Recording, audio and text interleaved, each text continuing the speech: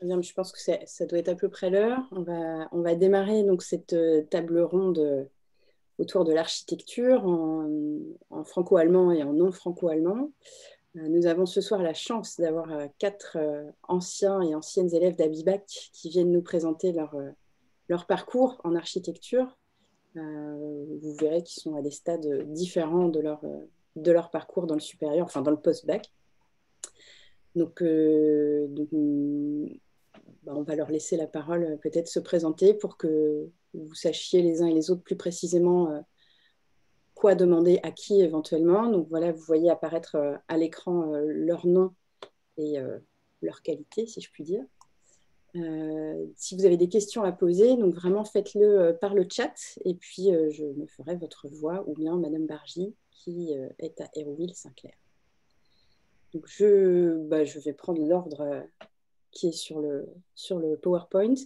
Donc Joanne, si tu veux bien te présenter. Je veux bien. Donc, bonjour à tous. Donc, je suis Joanne Josso et comme c'est marqué, je suis en étudiante en première année à l'ENSA de Strasbourg. Et donc, moi, je venais de Abibac de Tours, donc avec Madame Cadu que vous voyez ici présente. Voilà. Merci Joanne. Étienne, si vous voulez bien vous présenter. Ouais, bah alors moi du coup c'est Étienne Filoche. Je suis à l'ENSAB, donc en Bretagne, c'est à Rennes. Et moi j'ai fait mon baccalauréat et mon abitur du coup à Hérouville-Saint-Clair, juste à côté de Caen.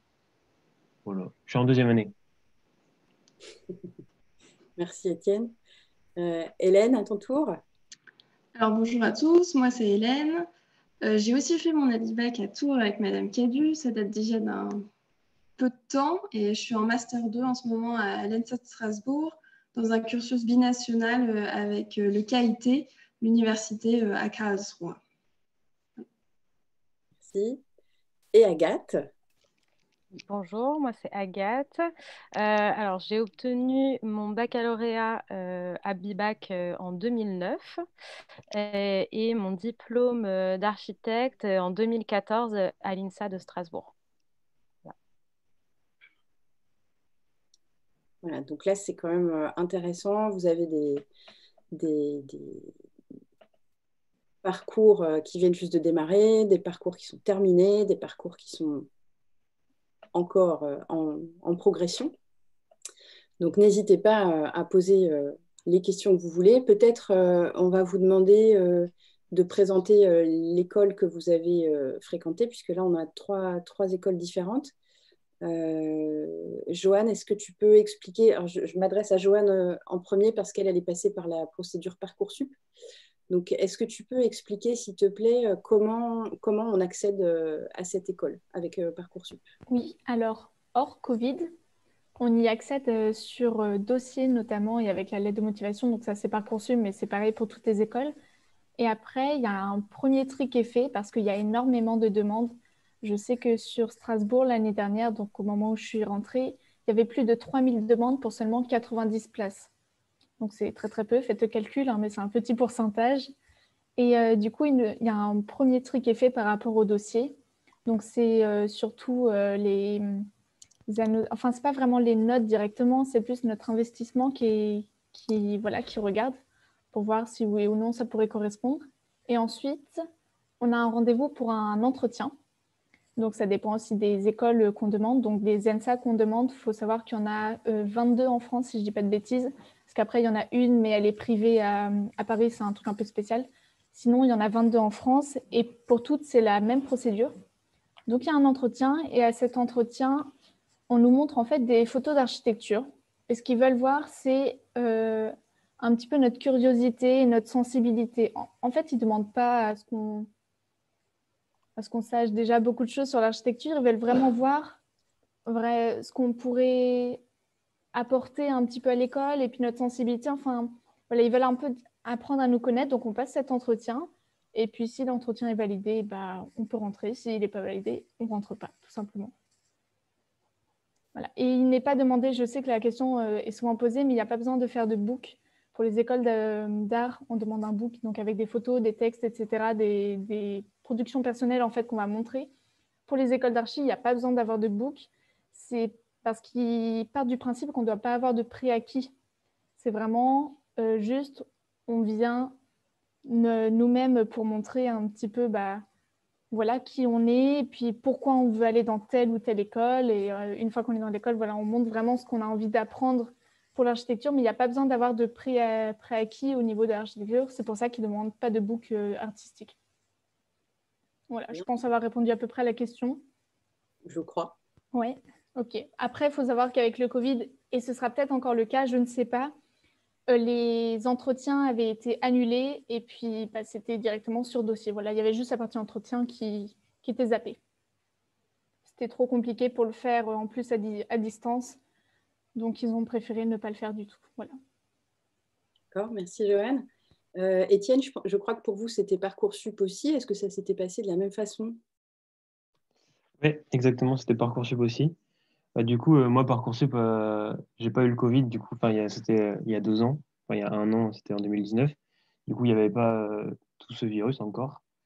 Et c'était vraiment exactement pareil. On devait s'inscrire sur Parcoursup, mettre les écoles qu'on voulait. Là, il fallait mettre lettre de motivation, CV, les écoles, ça dépendait des écoles, mais elles avaient des demandes parfois particulières. Il y en a où, par exemple, il faut raconter un souvenir marquant de notre vie, ou certains, c'était juste des expériences de notre vie. Enfin, ça dépend des écoles, vraiment. Et après, une fois quand tu as passé cette première étape, du coup, il y a la deuxième étape, l'oral, comme a dit Johan. Et voilà. Après, moi, par exemple, pour Rennes, j'ai pas eu de sous d'image. C'était vraiment. Ils m'ont demandé si j'avais des bâtiments marquants que j'avais vus dans ma vie. Ils m'ont même pas forcément trop parlé d'architecture. On a aussi beaucoup parlé d'art pour voir l'ouverture qu'on a sur différents sujets, comment on est, si on est intéressé et curieux. Et voilà. Et les acquis, même les notes et les acquis qu'il faut pour les écoles, ça dépend vraiment. Parce que, par exemple, moi, j'ai postulé pour Rouen, Rennes et Nantes, et c'était pas du tout les mêmes demandes. Et j'ai remarqué avec pas mal de potes que certains ont été pris dans des écoles, par exemple à Nantes, mais pas à Rennes, mais pas directement à Rennes. Ils ont dû attendre quelques jours, alors qu'ils étaient pris directement à Nantes. Moi, j'ai pas du tout été pris à Nantes, mais j'ai été pris directement à Rennes. Du coup, voilà. Du coup, vraiment, vous en faites pas si vous avez des peurs par rapport à des moyennes dans des écoles. Enfin, si vous êtes intéressé, que vous êtes curieux, vous trouverez une école qui pourra vous prendre. Voilà. Merci Étienne. Alors Hélène, toi qui as un petit peu plus de bouteilles, est-ce que tu peux peut-être apporter un éclairage sur les qualités qui te paraissent primordiales pour réussir en architecture, puisque toi, tu es en Master 2, donc ça veut dire que tu es en 5e année après le bac. Donc là, ça commence à se préciser sérieusement. Donc, qu'est-ce que tu en penses, toi? Qu'est-ce qui t'a permis de réussir sur ce parcours? Alors, je pense que la curiosité, c'est très important d'aller chercher soi-même des informations, de s'intéresser à la culture architecturale, lire des magazines d'architecture, se tenir proche de l'actualité. Ensuite, oui, le côté artistique est important dans la conception et tout ça, mais il y a aussi tout un autre côté qui est beaucoup plus technique et aussi qui demande de la gestion. Donc, en tant qu'architecte, on est aussi vraiment responsable de la cohésion entre les équipes et de faire en sorte qu'un projet se réalise de A à Z. C'est pas juste le côté concevoir, mais c'est aussi toute une autre partie en lien avec les clients. Mais je pense qu'Agathe pourra dire plus de choses là-dessus. Et sinon, pendant les études, oui, être ouvert d'esprit, j'aurais tendance à dire être intéressé. On sait très vite si ça nous plaît ou pas. Si ça nous plaît pas, on arrête. En quelques semaines, en général, on sait si c'est la bonne voie ou pas. Voilà. Après, En termes de charge de travail, tu l'as ressenti comment? alors, il faut être motivé en archi. Il faut être motivé, il faut être passionné. Il y a beaucoup de travail, on ne va pas se mentir. Il y a aussi une certaine culture de la charrette, c'est un terme qu'on emploie en architecture. Ça veut dire qu'on est en fait, on dit ça un peu pour rigoler, mais c'est qu'on est en train de faire ce qu'on aurait dû rendre hier. Donc, il faut savoir s'organiser, il faut savoir prendre des décisions, il faut savoir dire quand on fixe une décision, il faut s'y tenir et il faut la suivre. Et il ne faut pas se laisser envahir par tout le travail qu'il y a à faire. D'un autre côté, tout ça, en dehors de la situation actuelle, on travaille beaucoup ensemble. On est une promotion et on passe notre temps à l'école. On se soutient les uns les autres et il y a vraiment cette atmosphère qu'on retrouve, je trouve, un peu dans les classes d'Abibac. Vous devez connaître ça un peu. C'est un peu la même ambiance en archi. On est ensemble à l'école et on se soutient. C'est plutôt encourageant. Oui, non, c'est... Agathe, peut-être on va vous demander de préciser les choses là, qui ont été esquissées par Hélène par rapport aux qualités qui vous semblent vraiment Oui, nécessaires. alors je voulais peut-être juste faire un tout petit point sur l'INSA et la particularité de l'INSA. Oui. C'est une école d'ingénieurs et d'architectes, ce qui en fait sa spécificité nationale par rapport aux autres ENSA qu'on peut connaître en France. Donc, ils ont une vraie culture de l'interdisciplinarité entre ingénieurs et architectes. Et c'est un cursus dans lequel on rentre par un concours. Ce n'est pas sur dossier. C'est un concours qui se fait donc au niveau bac+1 avec des gens qui sortent de prépa maths, physique ou de prépa intégrée INSA. Et donc, du coup, le concours, ça consiste en plusieurs épreuves, mathématiques, physique, français et dessin. Donc, c'est assez complet. Et ensuite, il y a une première salve de, enfin, de gens qui sont sélectionnés. Et ensuite, il y a un oral de motivation et de culture G, pareil, culture architecturale, artistique, etc. Voilà, je voulais juste faire un petit point sur comment on accédait à ce cursus-là.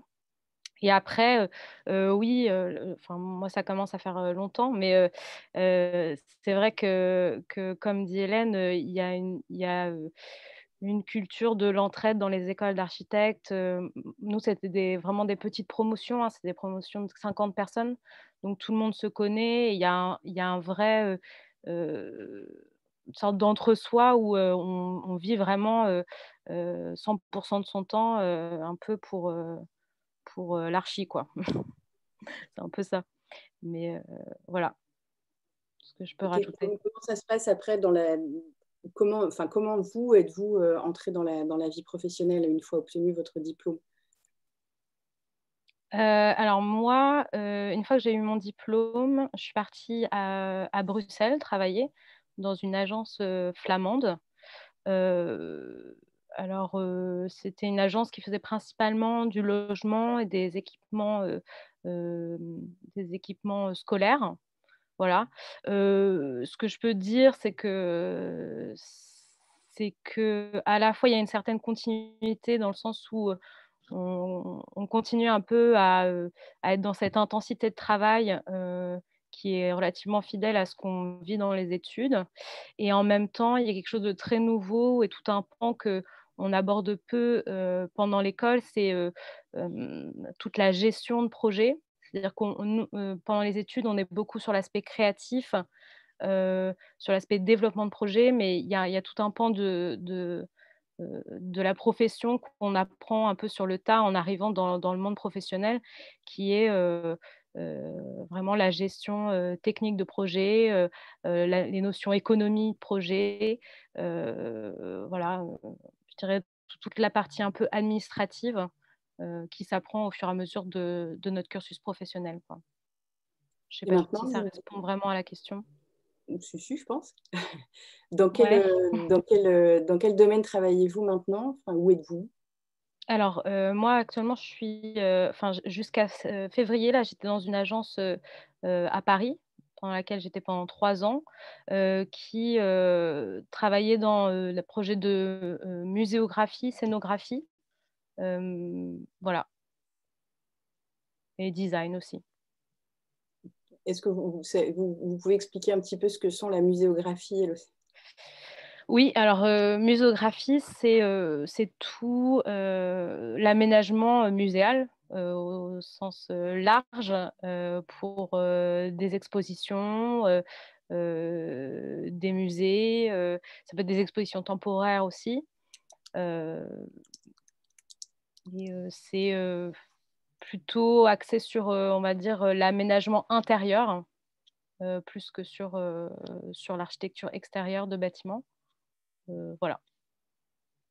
Du coup, concrètement, ce sont des musées qui font un appel d'offres et les... Enfin, j'imagine. Oui, la plupart du temps, oui, comme c'est des équipements publics, c'est du coup des appels à projets qui sont faits avec des concours. Il y a la préservation de l'anonymat, etc. Enfin, il y a toute une charte qui est mise en place pour préserver l'équité entre les différents participants à ces concours-là. Et ensuite, il y a un projet donc lauréat qui est retenu. Et ensuite, ben, c'est toutes les phases de projet qu'on peut connaître ensuite qui permettent de développer et de voir un bâtiment sortir de terre. D'accord. Étienne, vous qui avez pu quand même bénéficier l'année dernière de cours normaux, si je puis dire, est-ce que vous pouvez nous décrire un petit peu la journée typique d'un étudiant en période de non-Covid? Ok, bah déjà, je vais présenter un peu l'école vite fait. C'est l'école de Rennes, vraiment, donc c'est une toute petite école. Il y a vraiment, bah, déjà, la plupart des L3, et une bonne partie des M1 sont en Erasmus. Donc vraiment, c'est ultra bonne ambiance. En plus, il y avait les soirées dans l'école, donc on connaissait vraiment quasiment toute l'école. Donc c'est vraiment ultra familial. Je pense que c'est dans beaucoup d'écoles d'archi aussi. C'est assez familial. Tu, tu vas travailler avec tes potes, même les projets d'archi. Nous, on a une journée enfin une après-midi qui est banalisée pour travailler le projet, le rendu de la semaine. Et du coup, tout le monde travaille dans les ateliers. On fait une pause, on va voir le projet des autres et tout. C'est vraiment pas du tout comme le lycée. Et je sais pas, moi, ce pourquoi j'allais en architecture aussi, c'était parce que c'était un bon compromis. Enfin, je trouvais qu'entre les études encadrées, euh, un peu, pas comme une prépa, je vais dire, mais c'est pas du tout une prépa, et ultra libre comme une fac. Et c'était vraiment, c'est ça en fait. Les profs, ils nous encadrent pas mal. Enfin, pas mal. Ils sont vraiment là derrière nous pour nous aider quand on a des problèmes et tout. Là encore, enfin, on avait des grosses charrettes, on a parlé avec des profs et voilà, ils sont à l'écoute. Et dans une fac, je pense que c'est beaucoup moins ça, j'ai l'impression. Et, euh, et en même temps, on est libre de faire vraiment ce qu'on veut dans les projets. On a des contraintes, mais c'est vraiment ultra libre. On a même des profs, des fois, si la contrainte, on ne la fait pas, mais qu'on sublime la chose, ben, bon, après, c'est que le début, mais ouais. Bref. Du coup, vraiment, c'est trop cool. Voilà. Y a pas... Voilà. Et au niveau du rapport avec les enseignants, ça s'est passé comment pour vous, Joanne, Hélène, à Strasbourg? Alors, Joanne, c'est un peu particulier pour toi, évidemment, puisque quasiment tout est en distanciel. Oui, mais avant le confinement, on était quand même en présentiel. La seule différence, c'est que faut juste préciser un truc sur l'école de Strasbourg, c'est que c'est une école qui est à étage en hauteur. En fait, ça a été des réhabilitations de bâtiments. C'était par exemple c'était un garage en fait avant. Du coup, il y a tout un escalier voilà, en colimaçon avec les salles. Et du coup, ça fait que quand on travaille, on est par petits groupes à des étages différents. Et c'est important à préciser parce que du coup, les salles sont organisées de telle sorte à ce que ce soit par étage. Et du coup, tout l'enseignement se fait par petits groupes comme ça. Mais en même temps, c'est pas mal parce que du coup, on est un peu plus proche des enseignants. Et du coup, par rapport au rapport qu'on peut avoir avec eux, si on peut appeler ça comme ça, c'est un peu différent du lycée. Déjà, on est considérés comme des futurs architectes. Et quand ils parlent de nous, ils disent collègues. Donc tout de suite, c'est assez rigolo. Enfin, après, voilà, on sait qu'on n'est pas des actifs hein, dans le monde du travail, mais ouais, tout de suite, ça installe un peu voilà, plus tard, vous pouvez vraiment être des architectes, vous pourrez faire ça. Donc, c'est un autre rapport que juste je t'enseigne quelque chose, tu l'apprends et tu le ressors après, comme ça peut être au lycée ou au collège par exemple. Là, c'est plus ah, tu as fait ça, c'est pas mal, je vais te conseiller ça, essaie de voir. Enfin, c'est plus un dialogue en fait avec eux et ils sont vraiment là pour nous aider à apporter leur expérience. Il faut savoir aussi que ce ne sont pas des professeurs comme on peut connaître, ce sont des architectes qui enseignent ou des plasticiens ou je crois même que le prof d'art plastique n'est pas prof, que c'est juste il est artiste en fait. Oui, c'est bien ça. Hélène, tu me diras si, si j'ai faux en tout cas, mais voilà, du coup, les professeurs, ils sont dans le métier, enfin voilà, c'est leur métier, donc ils apportent leur point de vue à chaque fois. Et donc, un cours peut même être axé sur un projet d'un professeur, par exemple, et il va pouvoir nous expliquer et répondre à toutes nos questions, puisque ça va être le projet qu'il a fait de A à Z, et il va pouvoir vraiment apporter un point de vue différent que juste des professeurs qui expliquent un cours, puisque bah, voilà, quand on est en cours d'histoire, ce n'est pas le prof qui a fait la révolution, par exemple, je dis n'importe quoi, mais là, en école d'archi, en fait, c'est le cas. Le cours a été fait par le prof et a été vécu par le prof. Donc, c'est vraiment dans le dialogue et on répond à toutes tes questions. Et puis, voilà. Enfin, ça, franchement, à ce niveau-là, c'est top. Merci. Alors, je rappelle juste que vous pouvez, aux participants et participantes, que vous pouvez poser vos questions sur le chat, n'hésitez pas. En bas de votre écran, il y a écrit Converser. Donc, vous cliquez sur Converser et ça ouvre le chat. Et n'hésitez vraiment pas à poser vos questions. Pour l'instant, je le fais puisque les questions ne nous arrivent pas. Donc, je suppose que ce sont des questions que vous auriez posées. Hélène, vu qu'on s'adresse à des Abibac, est-ce que tu peux nous expliquer comment toi tu as accédé au master, puisque à Strasbourg, ce sont les masters qui sont en franco-allemand. La licence est, comme dans toutes les ENSA, juste dans l'école en France. Et l'UFA, donc l'université franco-allemande, propose des masters en franco-allemand. Donc, est-ce que tu peux nous en parler un petit peu ? Alors, je tiens juste à préciser, juste avant, avec ce que vient de dire Joanne, elle est dans un cas un peu particulier, donc l'organisation à l'école est aussi un peu différente. Normalement, chaque promotion a son étage de l'école, c'est-à-dire qu'on a vraiment tout un étage qui appartient à la même promotion et on peut y aller quand on veut.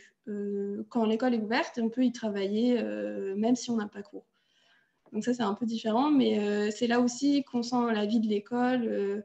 En plus, il y a une cafette en bas, on a des terrasses extérieures, donc on est vraiment toujours entre nous. C'est comme notre deuxième maison, en fait, on va dire. Et sinon, oui, elle a bien résumé, les professeurs, en fait, ce n'est pas des professeurs soi-disant parler, mais c'est des spécialistes dans leur domaine. Donc, on a des historiens, des ingénieurs, des sociologues, des anthropologues, des architectes, bien sûr. Mais c'est vraiment un grand palème de différents spécialistes qui nous enseignent leurs connaissances. Donc ça change du lycée. Concernant le double diplôme, alors oui, c'est fait par l'UFA. En fait, alors normalement, quand on rentre dans une école, on y rentre pour tout le cursus, donc c'est-à-dire pour les 5 ans. Licence plus master. On n'a pas besoin de repostuler au milieu pour re-rentrer en master. Enfin, à l'ENSAS en tout cas. Je ne sais pas si c'est comme ça partout, mais il me semble. Et là, du coup, pour rentrer en double diplôme, c'est un peu plus spécifique. On a un entretien à faire après la licence avec les responsables du double diplôme qui sont là dans le cadre du KIT. Et alors, avec le double diplôme à Karlsruhe, 2 professeurs en France et 2 professeurs en Allemagne, plus tous les organisateurs et les personnes de l'administration qui nous tiennent un oral où on explique pourquoi on veut rentrer dans ce diplôme, quels sont nos projets à l'avenir, si on veut travailler en Allemagne, en France, enfin, toutes des questions assez basiques. Mais c'est comme ça qu'on rentre dans le double diplôme. Alors, pour donner quelques informations en plus dans le double diplôme, l'ENSA de Strasbourg, elle en propose 2 avec l'Allemagne. Il y en a un qui est fait avec Dresde et un avec Karlsruhe. Donc, celui avec Dresde, il se déroule de la manière suivante. On fait une année, l'année de Master 1 à Dresde en entier et l'année de Master 2 à Strasbourg de nouveau. Et à Karlsruhe, c'est un peu différent. En fait, l'idée, c'était de pouvoir étudier avec ses collègues du pays partenaire. Donc, on a notre premier semestre en France. Le deuxième, il se déroule en Allemagne. Le troisième, vu que Strasbourg et Karlsruhe, c'est à 1 heure de distance, en fait, on a des cours à Strasbourg, mais aussi en Allemagne. Donc, dans la semaine, on est une fois en Allemagne, une fois en France. Et le 4e semestre est dédié au projet de fin d'études pour valider notre diplôme dans notre pays. Voilà.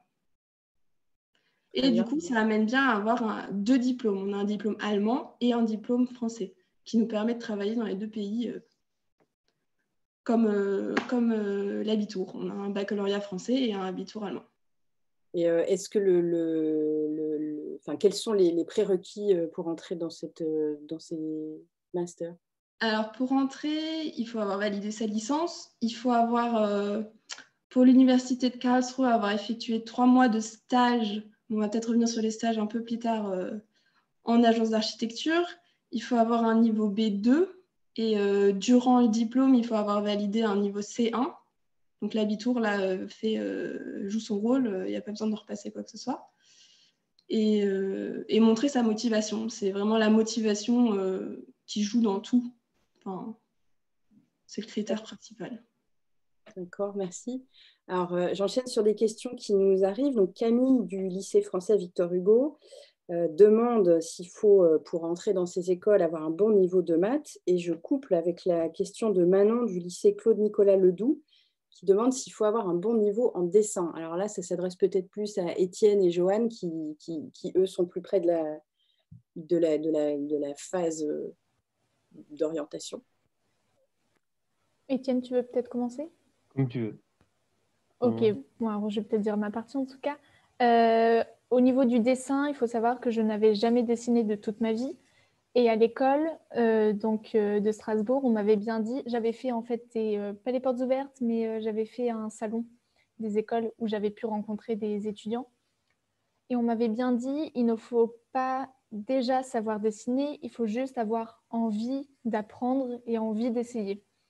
Et c'est vraiment le cas, c'est-à-dire qu'on reprend toutes les bases à chaque fois, que ce soit même en maths, en fait. On part du principe qu'on reprend tout à zéro puisqu'il n'y a plus de matière commune avec le lycée.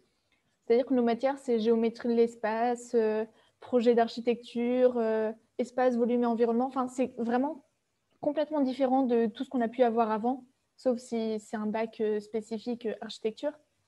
Sinon, voilà, c'est complètement différent. Donc, ils reprennent tout à zéro et on apprend plus ou moins ensemble, on va dire. Bon, bien sûr, il y en a qui ont déjà des préacquis en dessin ou qui savent déjà plus de choses en maths que d'autres. Enfin, voilà, bien sûr, on n'a pas tous les mêmes niveaux, mais en tout cas, on reprend tout à zéro pour pouvoir aller tous ensemble voilà, vers ce qui est demandé en architecture.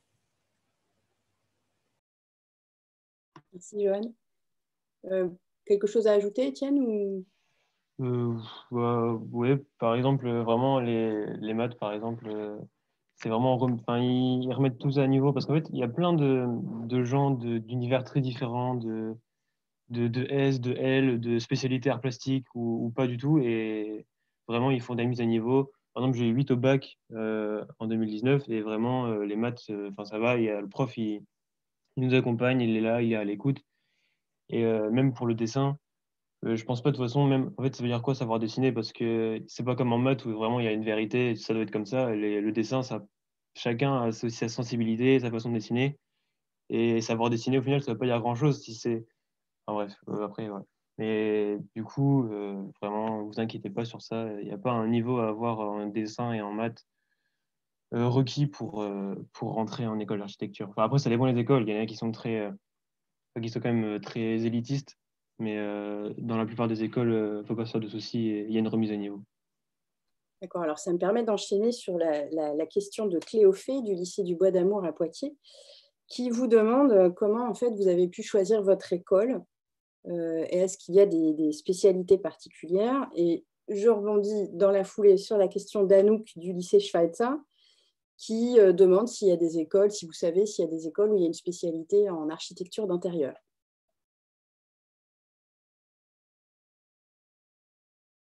Alors, Je me lance alors en premier.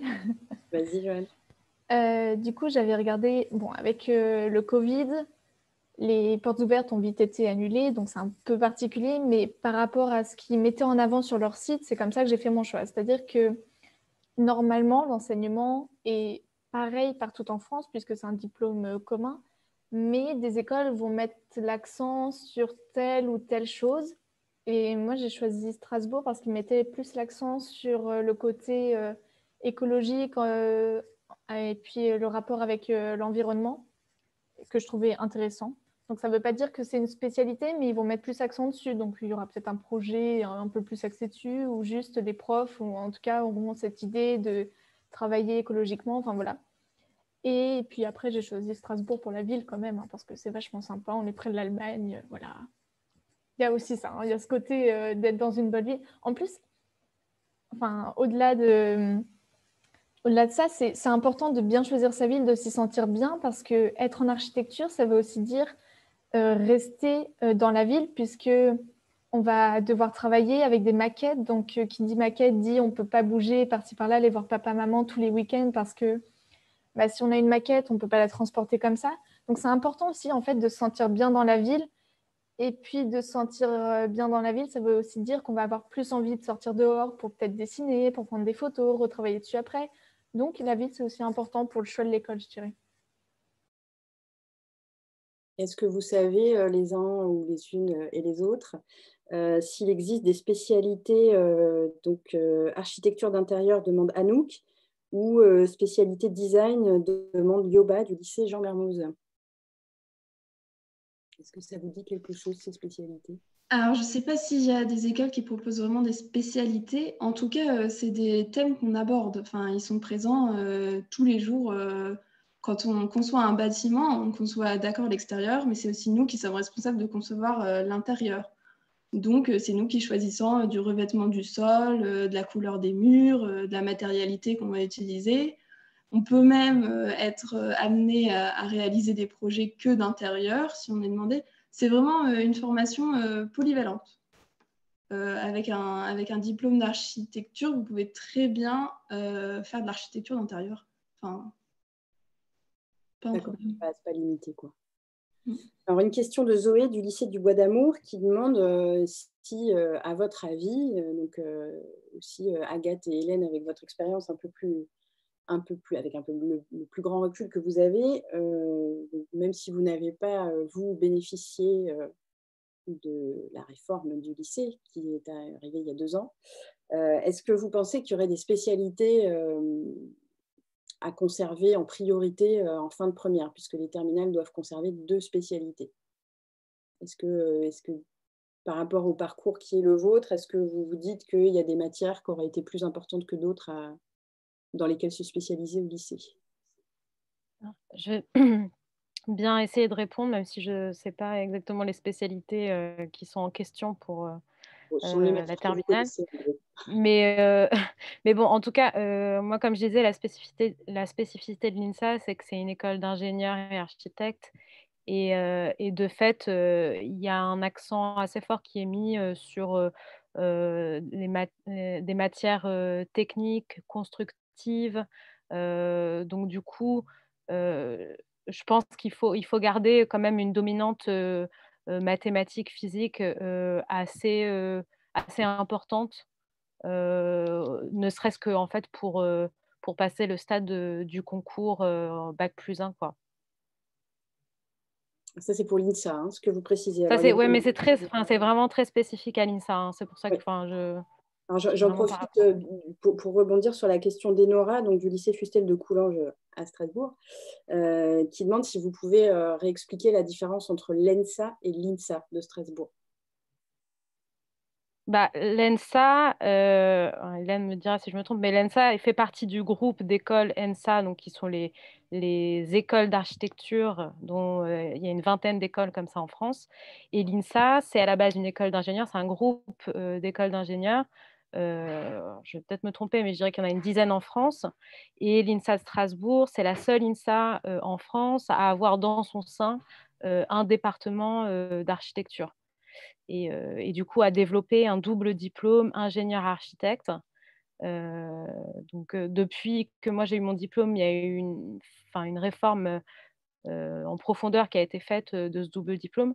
Et aujourd'hui, ils ont vraiment, sur les 3 premières années d'études, un tronc commun dans lesquels ils ont des étudiants en fait, ingénieurs architectes qui ensuite, dans un second temps, en quatrième année, se décident soit pour des études d'architecture, enfin pour un master, je dirais, d'architecture, soit pour un master d'ingénierie, génie civil ou génie climatique, ou alors pour un master architecte ingénieur. Voilà, c'est assez spécifique par rapport je pense, au cursus de l'ENSA qui est, lui, sur un système licence-master plus traditionnel.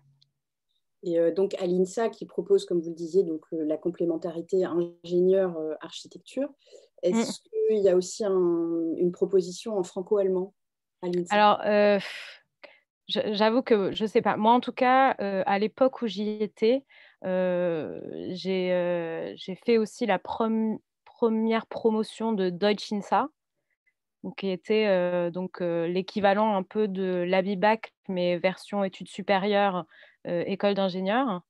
Mais à l'époque, en tout cas, c'était un cursus qui n'avait vocation à être développé que pour les études, purement ingénieurs.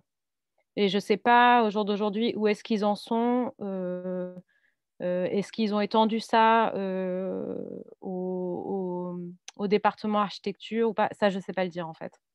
D'accord. Mais Je mais me permets de peut-être je rebondir. ouais. Je Vas-y. m'étais renseignée du coup parce que l'école m'intéressait aussi pour le double cursus et je me suis dit super, il y a le Deutsch INSA. Mais en fait, sachant que le double diplôme est déjà très chargé, ils ont fait le choix de ne pas intégrer l'allemand en plus dans le cursus architecte. Donc, sachant que l'architecte n'est disponible dans l'école que en double diplôme, il n'est pas possible de faire allemand dans cette école en plus du double diplôme. C'est seulement pour les diplômes simples et non doubles. Voilà. D'accord. Merci pour ces précisions. Nelze du lycée Charles de Gaulle à Dijon demande si vous pourriez détailler un petit peu les matières qui sont enseignées en école d'architecture. Étienne, est-ce que vous pouvez faire ça pour nous? Oui, alors je sais pas si, je pense que c'est pareil pour tout le monde, mais après, du coup, les matières changent en fonction d'un semestre à l'autre. Moi, j'ai pas du tout les mêmes matières, enfin, j'ai des matières qui sont pareilles que mon semestre 1 et mon semestre 2, mais il y a quand même des matières qui changent. Mais pour faire un bilan, on a eu art plastique. Donc, c'est pas du tout l'art plastique qu'on a au collège et potentiellement au lycée si on a des spécialités. C'est complètement différent. On a technique de représentation, donc faut voir comment on fait un plan, comment on fait une coupe, les règles à respecter. C'est aussi dans ces matières-là que on fait des qu'on remet tout le monde à niveau, où on va voir vraiment les perspectives, un point de fuite, deux points de fuite, les ombrages, etc. On a aussi langue. Bah, donc moi j'ai anglais, j'ai pas allemand parce qu'à Rennes il y avait pas allemand. C'était un choix que j'ai dû faire. Il y a du coup projet qui prend une grosse part dans la semaine, du coup parce qu'on a une après-midi de libre pour travailler le projet. On a aussi informatique pour travailler tous les logiciels. Donc on travaille des logiciels comme des logiciels pro comme AutoCAD, Revit, mais aussi des SketchUp. En première année, on travaille sur SketchUp, que vous connaissez tous, je pense. On travaille aussi sur Photoshop, InDesign et Premiere Pro un peu pour l'art plastique. On a aussi des matières comme environnement physique, équilibre. Donc là, c'est des matières qui sont apparues cette année en semestre 3. Donc là, c'est l'apparition des mathématiques. On n'en avait pas en première année à Rennes. On a aussi histoire de l'architecture. Donc il y a plein d'histoires différentes. On a eu l'histoire du 19e siècle, l'histoire du 20e siècle. On a eu l'histoire depuis le tout début, l'apparition des premiers villages, des premières civilisations. Euh, là, on travaille sur la Renaissance, par exemple. C'est comme l'histoire qu'on voit, mais en fait, on le voit avec la ville, avec les architectures différentes. On a aussi SHS, sociologie. Donc, C'est quand même ça balaye très large et qu'il y a énormément ouais, de matières en fait qu'on n'a jamais abordées au lycée, quoi. ouais, complètement. D'accord. On peut voir de la sociologie comme dans des études plus ES, comme de l'équilibre qu'on verrait plus en mathématiques qu'en S. Mhm. Il y a même aussi des écoles qui font philosophie. On a aussi art plastique, comme on pourrait faire en L. Voilà. C'est très, très, très large. D'accord, merci beaucoup. Une question de Gabriel du lycée d'Audet qui demande, donc, par rapport à cette culture charrette dont tu parlais, Hélène, comment est-ce qu'on monte concrètement un projet et comment on se débrouille dans cette fameuse culture charrette, hein, qui consiste à être un petit peu toujours en retard. Et est-ce qu'à ton avis, il y a une mentalité différente une fois qu'on est dans le cursus franco-allemand ou est-ce que c'est vraiment dans la continuité du cursus classique? Alors, pour faire un projet, alors en général, on commence par... je vais parler d'un projet un peu plus élaboré qu'au départ parce que, alors, à l'ENSAS, en tout cas à Strasbourg, les 2 premières années sont assez créatives. On fait beaucoup de choses à la main, beaucoup de maquettes, beaucoup de dessins à la main. À partir de la 3e année, on commence plutôt à rendre des projets sur l'ordinateur, donc avec des logiciels de dessin, des visualisations. Et donc, quand on commence à faire un projet un peu plus élaboré, en général, on commence par analyser le site, analyser le programme. On va faire pas mal d'exposés pour rassembler beaucoup d'informations sur l'actualité, sur les thèmes à aborder et tout ça. Ensuite, on fait une analyse précise du site. Et une fois qu'on a cette analyse, on comprend un peu quels sont les problèmes, qu'est-ce qui fonctionne bien et comment on va y répondre. C'est pour ça qu'on a aussi toutes ces matières à côté, comme la sociologie, par exemple. Donc, on va faire des enquêtes sociologiques, par exemple, pour savoir comment les habitants à cet endroit-là ils s'y sentent, pourquoi cet espace n'est pas utilisé, pourquoi celui-là est utilisé. Donc, c'est vraiment un va-et-vient pour répondre le plus précisément possible à la demande. Donc, ensuite, on va commencer par faire quelques dessins de concept pour avoir une idée dans quelle direction on y va. Et ça, on va faire des va-et-vient, on avance, on avance, puis on recule de nouveau. On échange beaucoup avec les professeurs, mais surtout aussi beaucoup avec les autres étudiants qui nous aident beaucoup. Et ce qui est important, c'est à un moment de dire c'est cette direction-là que je prends et pas celle de gauche. Parce qu'on pourrait prendre deux différentes. Il y a plein de possibilités dans un projet, mais ce qui fait qu'on arrive à un projet final, c'est qu'on a décidé que nous, on allait aller dans cette voie-là. Et donc, pour un rendu de projet, donc c'est là où on est noté. Donc, en général, on expose des planches avec notre projet.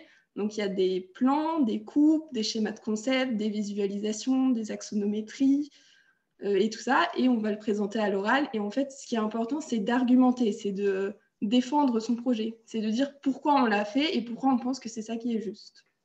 Et est-ce que tu trouves qu'il y a une différence entre le cursus franco-allemand et le cursus, entre la licence et le master en franco-allemand? Alors, dans la culture architecturale, je dirais que c'est à peu près pareil au niveau de la demande du travail. Après, l'organisation est différente en France et en Allemagne.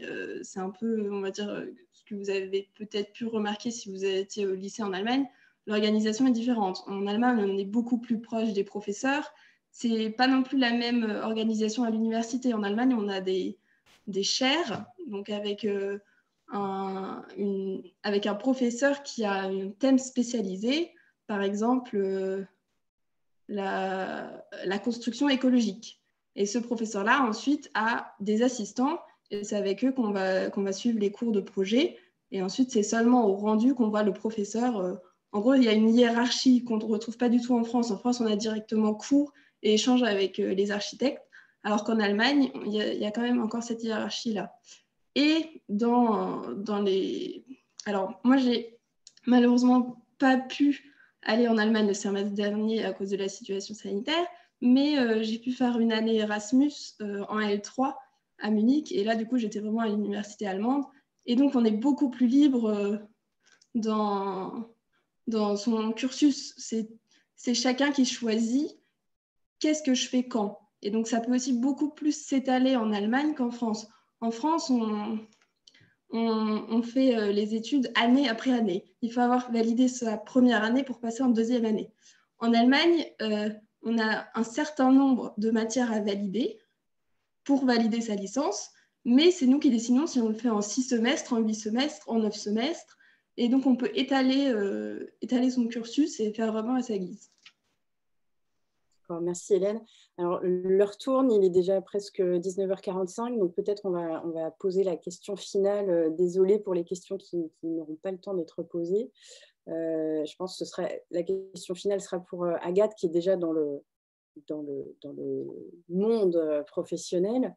Je suis en train de chercher le prénom, je ne sais pas comment s'appelle la personne, Ninon, je pense, qui est au lycée Chateaubriand de Rennes et qui demande s'il y a suffisamment de débouchés dans le domaine de l'architecture et s'il est aussi difficile de gagner sa vie que ce dont on entend parler. Alors, je pense pas. Je pense que comme, enfin, je saurais pas parler dans la conjecture actuelle qui est vraiment très spécifique, mais en tout cas, moi j'ai pas eu de ressenti de manque de débouchés à la sortie de mes études. Après, j'avoue que je suis très rapidement allée, j'ai très rapidement orienté mes recherches vers des grandes villes, a fortiori vers Paris, parce qu'il y a quand même beaucoup de choses en France qui se passent là-bas, notamment dans le domaine de l'archi et de la muséographie, scénographie. Et après, en termes de salaire, pour être tout à fait concrète, moi j'ai démarré, j'étais à 1 900 € net, donc ce que je trouve quand même relativement correct pour un début de carrière et voilà, maintenant ça fait 5 ans et et je suis à 2 300, voilà, net. Ça fait une Donc progression plutôt encourageante. oui, non, voilà, c'est pas faut pas faire ses études pour, ensuite, rouler sur l'or, quoi, mais en tout cas, c'est pas alarmant du tout. Moi, je trouve, C'est encore possible de trouver du travail, quoi, c'est ça. voilà, il y a pas de frein, je trouve, en tout cas, voilà. Très bien. Eh ben, écoutez, je vous propose que nous clôturions cette table ronde. Un grand merci à nos 4 intervenants. Encore toutes nos excuses aux élèves dont on n'aura pas pu poser les questions. Bon, c'était 3 quarts d'heure, les 3 quarts d'heure sont passés. Donc, on ne va pas abuser de la patience de nos intervenants et intervenantes. Donc, un grand merci à vous tous et toutes aussi